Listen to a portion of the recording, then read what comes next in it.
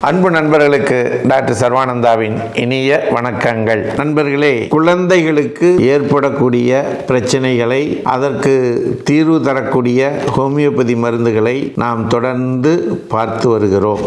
அந்த வகையிலே எச்சிமோசிஸ் caused by touring delivery, பிரசவ காலத்திலே ஏற்படக்கூடிய எச்சிமோசிஸ் என்கிற டிசீஸை பற்றி இன்றைக்கு பார்க்க போகிறோம். இந்த எச்சிமோசிஸ் அப்படின்னா என்ன? அதாவது தோலுக்கு அடியிலே செல்லக்கூடிய அந்த இரத்த குழாய்களிலே டேமேஜ் ஏற்பட்டு ஓட்டை அல்லது கசிவுகள், நைந்து போதல், இதுபோல தன்மை ஏற்பட்டு இரத்த கசிவு வெளிவந்து தோலுக்கு அடியிலே இருக்கக்கூடிய திசுக்களிலெல்லாம் பரவி அந்த பகுதி சிவப்பாக, கருஞ்சிவப்பாக, ப்ளூ கலராக மாறி தென்படக்கூடிய நிலைக்கு பெயர் தான் எச்சிமோசிஸ் அப்படின்னு பெயர். புரியுதுங்களா?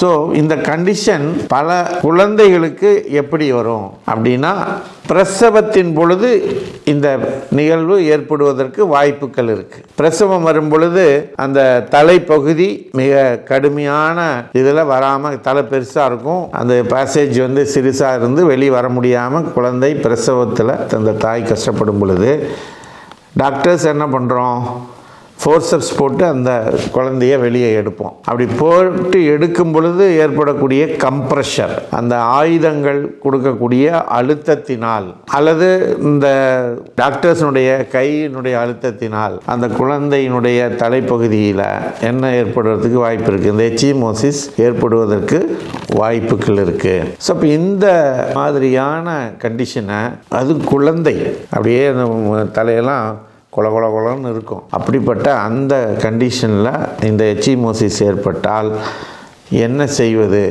அப்படின்னா, ரொம்ப சுலபமாக இதை வந்து சரி பண்ணிவிட முடியும். எப்படி அப்படின்னா, ஹோமியோபதியில் ஆர்னிகா மொன்டானா அப்படிங்கிற மருந்து இருக்குது.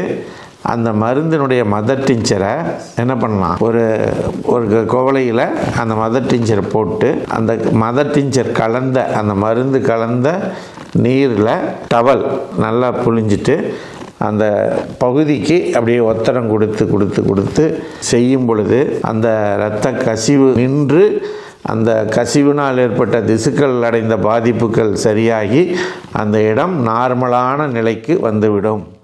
இயற்கையாக தோல் என்ன கண்டிஷனில் இருக்கோ அந்த நிலைக்கு வந்துவிடும். இதற்கு ஆர்னிகா மொன்டானா என்கின்ற ஹோமியோபதி மருந்தை நீங்கள் பயன்படுத்துங்கள்.